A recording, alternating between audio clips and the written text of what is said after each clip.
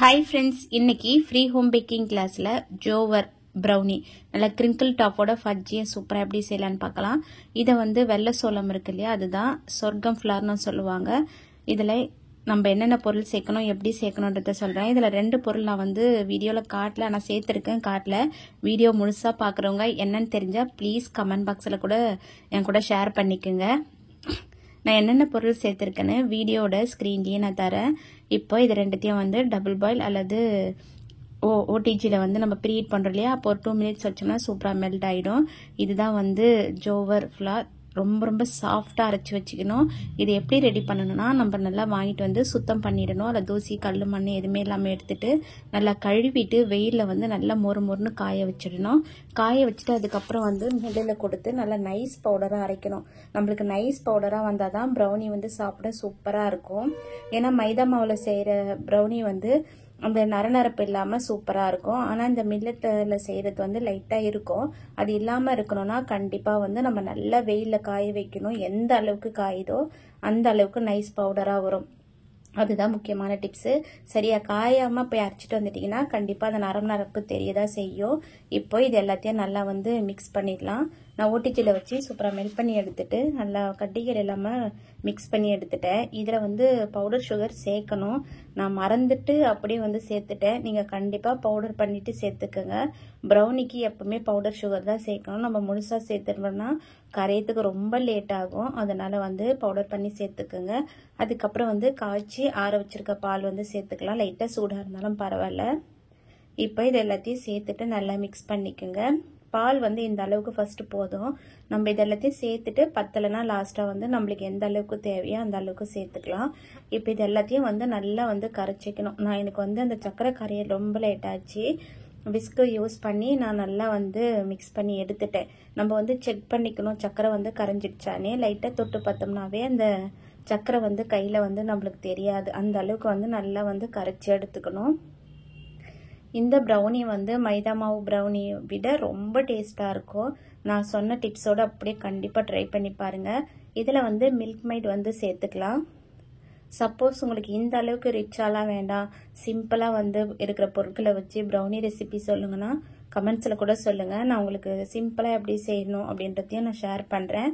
நம்ம இது சேல்லாம் பண்ணுறோம் இல்லையா, நம்ம வந்து நல்லா ரிச்சாக கொடுத்தா தான் டேஸ்ட் வந்து சூப்பராக இருக்கும். அப்போ தான் கஸ்டமர் வந்து நம்மக்கிட்ட திரும்ப ஆர்டர் பண்ணுவாங்க.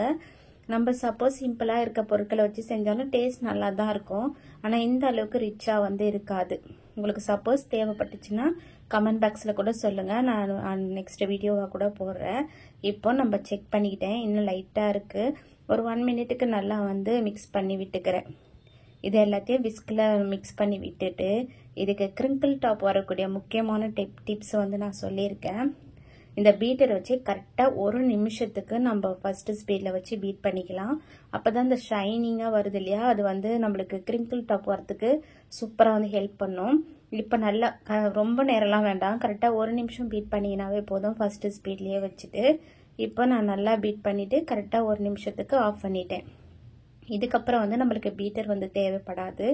கண்டிப்பாக இதில் ஒரு 2 பொருள் நான் மிஸ் பண்ணியிருக்கேன். கமெண்ட் பாக்ஸில் கண்டிப்பாக ஷேர் பண்ணுங்கள். அப்போ தான் எத்தனை பேர் வீடியோ முழுசாக பார்க்குறீங்கன்னு நான் தெரிஞ்சுக்க முடியும். சப்போஸ் வீடியோலாம் இந்த அளவுக்கு வேண்டாம், நீங்கள் சிம்பிளாக சொன்னாவே போதும், டிப்ஸ் எல்லாம் வேண்டான்னு சொன்னாலும் அதையும் கூட கமெண்ட் பாக்ஸில் சொல்லுங்கள். நான் சிம்பிளாக என்னென்ன பொருள் தேவை, எப்படி செய்யணுன்றதை மட்டும் நான் ஷேர் பண்ணிக்கிறேன். இதெல்லாம் நம்ம சேர்த்து வச்சுருக்க பேக்கிங் பவுடர், எக்லெஸ் ப்ரௌனிக்கு கண்டிப்பாக பேக்கிங் பவுடர் வந்து நம்ம சேர்க்கணும். அது சேர்த்தா தான் நல்லா சாஃப்டாக சூப்பராக வரும். நம்ம எக் ரெசிபிக்கு எக்கு போடுறோம் இல்லையா, அதனால பேக்கிங் பவுடர் வந்து தேவைப்படாது. ஆனால் இந்த ரெசிபிக்கு கண்டிப்பாக பேக்கிங் பவுடர் சேர்த்துக்கணும். கொக்கோ பவுடர், அப்புறம் ஜோவர் ஃப்ளார், பேக்கிங் பவுடர், இதை 3த்தையும் வந்து நல்லா ஜலிச்சு தனித்தனியாக வச்சுருக்கேன் நான். நீங்கள் வந்து எல்லாத்தையும் ஒன்றா சேர்த்து ஜலிச்சு வச்சுக்கோங்க. வீடியோவில் தனித்தனியாக காட்டணுன்றதுக்காக நான் 3த்தையுமே தனித்தனியாக வச்சுருக்கேன். இப்போ 3த்தையும் வந்து நல்லா மிக்ஸ் பண்ணிவிட்டு இந்த மாதிரி வந்து மிக்ஸ் பண்ணி எடுத்துக்கோங்க.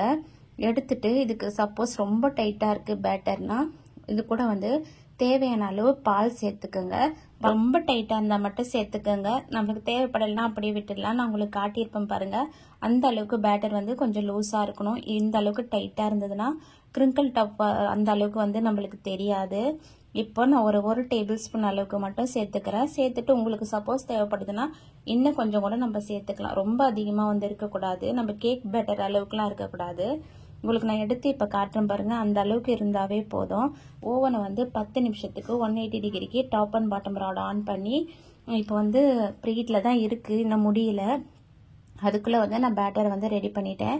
விஸ்கில் நல்லா வந்து மிக்ஸ் பண்ணிவிட்டு ஸ்பேச்சுலா வச்சு நல்லா மிக்ஸ் பண்ணி விட்டுக்குங்க. ஒரு அடியிலேருந்து நம்ம எல்லாத்தையும் மிக்ஸ் பண்ணாதான் எல்லாமே ஒன்று சேர்ந்து சூப்பராக மிக்ஸ் ஆகி வரும். நம்ம விஸ்கில் அந்த அளவுக்கு வந்து மிக்ஸ் பண்ண முடியாது. இந்த ஸ்பேச்சுலா வந்து ரொம்ப ரொம்ப ஹெல்ப்ஃபுல்லாக இருக்கும். இப்போ பார்த்தீங்கன்னா எல்லாத்தையும் நான் மிக்ஸ் பண்ணிட்டேன். 9 இன்ச் டின் எடுத்திருக்கேன். அடியில் வந்து பார்ச்மெண்ட் பேப்பர் போட்டிருக்கேன். இதுக்கு வந்து ஆயில் பட்டர் எதுவுமே அப்ளை பண்ண வேண்டியதில்லை. அப்படியே வந்து நம்ம ரெடி பண்ணி வச்சுருக்க பேட்டர் வந்து இதில் வந்து எடுத்து ஊற்றிக்கலாம். ஊற்றிட்டு ஓவனில் வந்து நான் வச்சுட்டு ஒரு மேக்ஸிமம் 35 மினிட்ஸில் வந்து பேக் ஆகிடும். சப்போஸ் நீங்கள் செக் பண்ணி பார்த்துட்டு எக்ஸ்ட்ரா டைம் வேணும்னா நீங்கள் ஒரு 5 மினிட்ஸ்க்குள்ளே வச்சு பேக் பண்ணிக்கலாம். ஆனால் வந்து 30-35 மினிட்ஸில் வந்து செக் பண்ணி பார்த்துருங்க. இப்போ நான் காட்டியிருக்கேன் பாருங்க. நிறைய பேர் வந்து காட்ட சொல்கிறீங்க எந்த டெம்பரேச்சரில் எந்த ராடில் ஆன் பண்ணணும்னு. இதுதான் நான் வந்து ஆன் பண்ணியிருக்கேன். மேலேயும் கீழேயும் கோடு இருக்கும். அதுதான் வந்து டாப் அண்ட் பாட்டம் ராடு. அதை ஆன் பண்ணி சூப்பராக வந்து 30 மினிட்ஸில் வந்து நான் செக் பண்ணேன். சூப்பராக பேக் ஆகிடுச்சு. செக் பண்ணி காட்ட சொல்லியிருந்தீங்க. இதை பார்த்தீங்கன்னா தெரியும், நான் செக் பண்ணிட்டேன். கொஞ்சம் கூட ஒட்டி வரல. இந்த மாதிரி இருந்ததுன்னா எடுத்து அந்த ரேக் இருக்கு இல்லையா, அந்த ரேக்கோட வச்சு ஆற வச்சுட்டா சீக்கிரம் வந்து ஆறிடும். அப்போ தான் அடியில் வந்து நீர் வந்து கோத்தா மாதிரி இருக்காது, பிசு பிசுப்பாலாம் இருக்காது. அதனால் அந்த ரேக்கில் வச்சு நல்லா ஆற வச்சுக்கோங்க. ஆறினதுக்கப்புறம் நம்ம வந்து பீஸ் போட்டுக்கலாம். இது வந்து எனக்கு 720 கிராம் அளவுக்கு இருந்தது. இப்போ பார்த்தீங்கன்னா சூப்பராக பீஸ் போட்டுட்டேன். எடுத்து காட்டுறேன் பாருங்கள். நல்லா ஃபஜ்ஜியாக சூப்பராக இருந்தது. இது வந்து நான் என்ன ரேட்டுக்கு சேல் பண்ணுறேன்னு கேட்பீங்க. 1/2 kg 600க்கு சேல் பண்ணுறேன். ஆனால் வந்து நான் 1/2 kgனா 1/2 kg கொடுக்க மாட்டேன். இப்போ இது 720 கிராம் இருக்கு இல்லையா, இதில் ஒரே ஒரு பீஸை மட்டும் எடுத்துகிட்டு மீதி அப்படியே பேக் பண்ணி கொடுத்துட்டேன். 750 கிராமை விட அதிகமாக தான் இருந்தது. அந்த அளவுக்கு நான் பேக் பண்ணி கொடுத்துடுவேன். ரொம்ப சூப்பராக இருக்கும். நான் சொன்ன டிப்ஸோட கண்டிப்பாக வந்து அப்படியே ஃபாலோ பண்ணி பாருங்கள். ரொம்ப டேஸ்ட்டாக இருக்கும். இந்த மாதிரி மில்லட்டில் இருக்க எல்லா ரெசிபீஸும் உங்களுக்கு தேவைப்படுதுன்னா கண்டிப்பாக லைக் பண்ணுங்கள். நிறைய பேர் லைக் சப்ஸ்கிரைப் பண்ணாமலே பார்க்குறீங்க. நீங்கள் இது ரெண்டும் பண்ணாதான் எனக்கு அடுத்தடுத்த வீடியோ போகிறதுக்கு மோட்டிவேட்டாக இருக்கும். இந்த வீடியோ இதோட முடியுது. Bye friends. தேங்க்ஸ் ஃபார் வாட்சிங்.